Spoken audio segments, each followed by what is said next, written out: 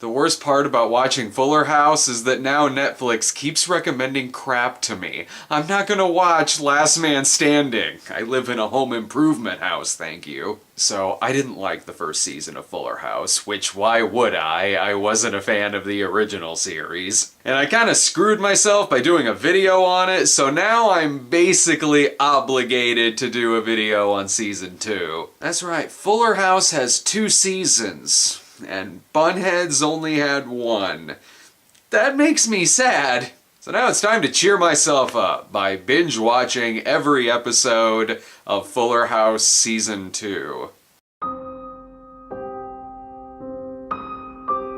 To catch you up on the previous season, DJ had to choose between Steve, her stalker ex-boyfriend from high school, and the handsome, charismatic Matt. And I do mean stalker, as in he follows them around, spies on them, even tries to attack Matt. Yeah, some fucking choice. This time around though, DJ finally chooses, but oh no, Matt and Steve have girlfriends! It'd be much more clever if it turned out they were dating each other. Steve is now going out with CJ, who looks and acts sorta like DJ to the point to where they even use the same puns. Yeah, that's normal. If you're not caught up on season 1, though, annoying Max shows up to provide exposition to characters who were fucking there. Fernando, Kimmy's ex-husband / current boyfriend who now lives with them, he says to Max, "I missed you least of all." Yeah. There may be some drama, though, as Kimmy Gibbler's younger brother Jimmy, aka Diet Ashton Kutcher, has a crush on Stephanie. Oh, what? Ain't that a pickle? Bushwhacked! This episode is 6 minutes shorter than the previous episode, probably because in the season premiere, the fucking audience had to woo for 5 seconds every time a character appeared. This is the most easily entertained audience. They actually, a kid picking up a toy and a dog eating. There's now 2 stalkers this season because Jimmy Gibbler has his RV parked outside the house and won't leave until Stephanie agrees to go out with him. And everyone else finds this adorable. This show's idea of a romantic movie is fear. Episode 2 does do something I never thought I would see in the Full House universe, a pixelated nutsack. So then it has something in common with its own porno spoof. I did get a little sad here, though, because Alan Thicke turns up in this episode as DJ's blind date, and I really hope this wasn't his last project. And what the fuck, he was Kirk Cameron's dad on Growing Pains, and now he's dating his son's sister? There is a part I laughed at, though. It's when the oldest kid, Jackson, destroys Max's Lego set. Fuck that kid. If you need an example of this show obviously being written by old people, it's got the classic scene where there's a group of kids on the couch sitting there texting and saying nothing, and then an adult comes in the room and says, "Don't you ever actually talk to each other?" I'm really worried about this audience, though. DJ says that she wants to go see her favorite play, and then Stephanie says, "Oh, we're not seeing Wicked again," and then the audience laughs. How is that a joke? They woo at Kimmy Gibbler's daughter, I can't remember her fucking name. They woo whenever she has her first kiss, and then they woo again later when she explains that scene to another person. Either this audience is coached, or they're suffering Stockholm Syndrome. But instead of going to a play, Stephanie and DJ decide to crash an Irish wedding. You can tell it's Irish because they start singing "Oh Danny Boy," "Everything is Green," they begin river dancing, and there's leprechaun hats in the bushes. DJ uses the name Sinead O'Connor to get in, because I'm sure no one there knows who that is. And annoying Max appears to be sassier this season, almost like he's a miniature version of Jack from Will and Grace. And I didn't even like that character, so I sure as shit don't like him in kid form. The little shit acts like he's smarter than everyone else, yet when he has to water the plants, he does so with a bucket of his own used bubble bath water. Idiot. This is the Halloween episode. Makes sense to have a seasonal episode on a show you're supposed to binge watch. Kimmy and Fernando dress as Lucille Ball and Desi Arnaz, and they even do a whole Lucy and Desi routine, because that's much easier than just pissing on their graves. Oldest son Jackson decides to skip the Halloween party, and instead he goes to the best haunted house ever. No, seriously, it has amazing post-production lightning effects. But Jimmy and Stephanie teach Jackson a lesson by dressing up as zombies and telling him that he should have stayed home with his family. What the fuck? They're not home either. I mentioned Home Improvement earlier, which was kind of appropriate because this episode has a smug little kid who's saying douchey things about not being scared by the family's Halloween decorations, but then at the end he actually does get scared when Max pretends to be a severed head on a dinner plate. They did that same plot and resolution on an episode of Home Improvement. I should just be watching Home Improvement right now. You know you're in for a good time when the episode opens with Max walking indoors with a wagon full of chickens. This plays into the plot. He tosses a corn cob to the dog, who swallows it and has to go in for surgery. So Max is annoying, and he almost killed the dog. There's another special guest this time around, though. It's Bruno from Dancing with the Stars. I had to pause the episode to find out who that was. What a shock. Fuller House and Dancing with the Stars have the same audience. Speaking of audience, this studio audience gasped at a sight of a chicken walking and a dog fetching, as if they'd never seen that before. This show is why we are all going to get the 2017 that we deserve. Oh, and 5 episodes in, and Max has yet to say his terrible catchphrase from season 1, "Holy chalupas!" And I still hate him. It's the Thanksgiving episode. It's like it was just Halloween an hour ago. I was originally thinking that I wish some of the original cast would come back, but then Bob Saget walked in dressed like a white rapper and saying shit like, "What up, my peeps? What's crack-a-lackin'?" Uncle Joey arrives with 4 annoying kids who tear shit up and spout out more catchphrases. This show needs more annoying kids like the world needs more crack. And John Stamos is nearing his 30th anniversary of being too good for this shit. This is one of the worst episodes of this show. Oh, I almost forgot. DJ is now officially dating Matt, which makes Stalker Steve super jealous, to the point to where he accidentally calls his girlfriend DJ several times. That's not normal! Max still has his chickens and his outdoor farm, because that's a story arc that needed to carry over multiple episodes. Fans of the original series will be super excited for this episode. The girls' band Girl Talk gets back together. They even flash back to a Girl Talk episode because it's important to show you that this universe was always shitty. Need more jokes written by old people? DJ is playing the drums and does so by color coordinating them with her rock band drums. Otherwise, she won't know how to play. That's how that works. And there's some subplot about Gibbler's daughter Ramona, I remembered her name, being mad because an embarrassing video got put online. But she really has nothing to be upset about because the video making fun of her has 0 likes and a shit ton of dislikes. And there's a douchey teenager named Popco, cause that's a name. But bad influence Gia is back to play in Girl Talk. She tempts DJ and Stephanie with a vape, and it makes the audience go, ooh. Yeah, they're almost 40. No joke, I took a break in this episode to pay the garbage bill because trash was more appealing to me.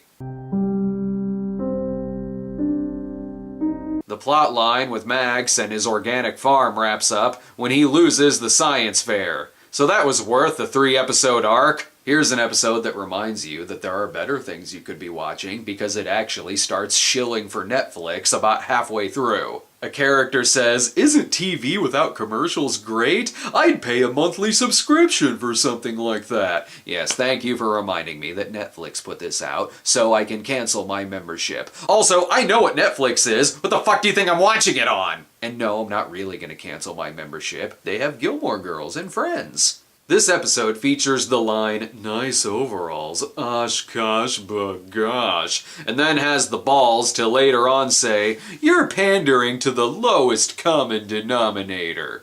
It features Stephanie's music video, not once, not twice, but 3 times, and at one point replaces the footage with a dog and a baby. This audience is why shitty baby videos always won on America's Funniest Home Videos. This episode begins with a baby jamming his fists on a toy piano.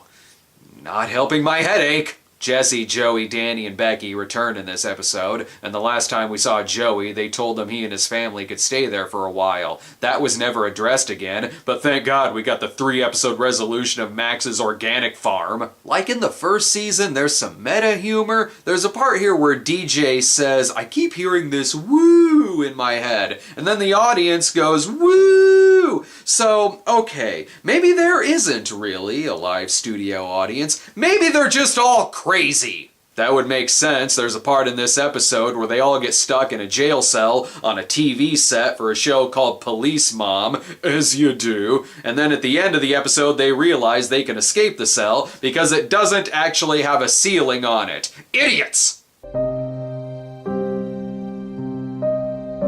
And now they're dragging the new kids on the block to hell with them. The last episode had Phil Morris, who I mostly know as Jackie Childs from Seinfeld. Stop dragging people down on your ship! They want to recruit the new kids on the block for DJ's birthday, so Stephanie and Kimmy kidnap them and drive them to the Tanner house. Do you remember the movie Heartbreak Hotel where David Keith plays Elvis and he's kidnapped to perform for Charlie Schlotter's mom? That was a weird one. This is really good for Stephanie's music career. She's really taking off after that dog baby music video went viral. Careful there, Fuller House. I'm still not over the breakup of Girl Talk. Best part of this episode, though, Donnie Wahlberg is literally FaceTime in to help sing Happy Birthday, and he clearly doesn't give a shit. It's okay though, they make sure to tell us the time and network that you can catch all new episodes of Blue Bloods. It's DJ and Kimmy's high school reunion, only someone needs to do their homework because the yearbook they're looking at references NSYNC in a period of time before they made their first public appearance. Yeah, I had to look that up, but for a show that's a product of the worst parts of the 90s, it really should get its 90s trivia right. So we've had Alan Thicke, Phil Morris, the New Kids on the Block, and this episode has Hal Sparks. One quick rewrite and this could be a Queer as Folk crossover. This one's got a lot of callbacks, and since I wasn't a fan of the original series, it's kind of like going to a high school reunion of a school that you didn't go to, and watching people reminisce about shit that you have no idea what they're talking about. Oh, and there's a subplot where Jackson is upset because he's getting bad grades, so the family gives him his own awards ceremony. Makes sense? This whole series is a participation award. With 2 episodes left, they appear to be bringing back the whole Matt, DJ, Steve love triangle. As if I'm supposed to forget how much of a creep Steve is. That's one notch worse than Crystal from Dear Santa, but not as bad as Clay Walsh from Old Fashioned. That's still not someone you should be dating. If I were this actor, I'd be pissed about what they did to my character. DJ raps in this. No.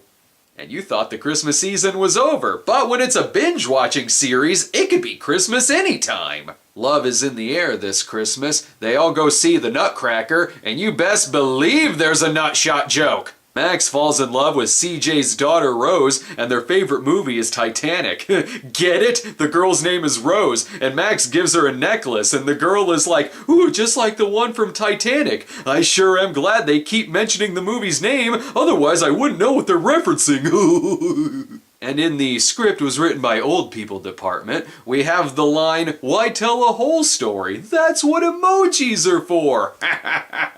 For the kids. When Max falls in love with Rose, it does the whole slow motion shot with the wind blowing hair and the do do do do do do do do although this season Max suddenly has a weird smoker's voice, as if he's now a child version of Harvey Fierstein. But the weirdest thing in this episode is that the dog falls in love with CJ's bunny rabbit. It does the same love music and the slow motion wind blowing shot, only you can hear the dog's thoughts, and he says, "Yeah, that's right, I'm in love with you, baby." So... tequila? If the dog talked this entire series, I would recommend it. And relax, audience. Stephanie and Jimmy have finally said I love you to each other, even though they talked about their love several episodes ago. It's the last episode coming up, so I can't wait to see how they wrap up nothing happening.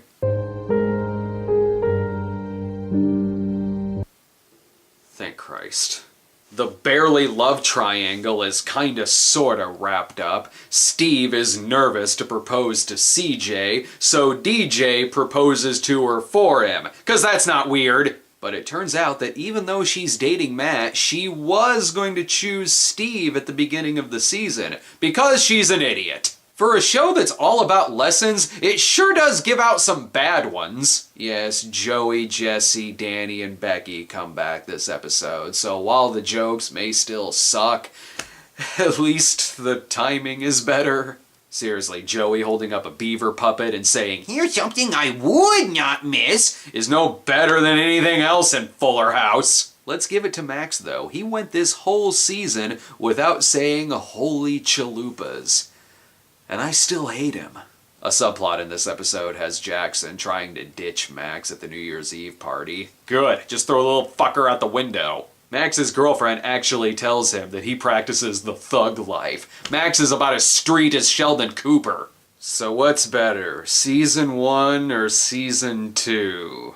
Season 1 had a bit more of an arc to it, with DJ and her family moving back into the house, plus there was a bigger emphasis on the love triangle, and as bad as it was a plot. Season 2 was easier to get through though, because at least I didn't watch it alone like I did the first season. The real hero of this night is my girlfriend, who watched this entire season with me. And when she asked me questions about what happened in the first season, I hated the fact that I knew all of the answers. To show you how bad this is, she sat through Last Ounce of Courage, The Magic Christmas Tree, and Dear Santa, and this is what she was dreading the most. But honestly, she gave this series the best review when she said, "This season is like driving from here to Virginia.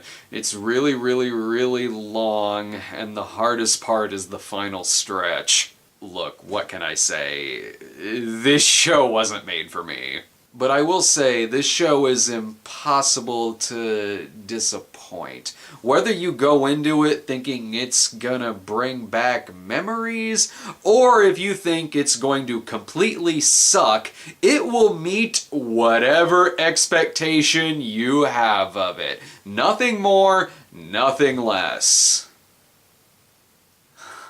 This show sucks.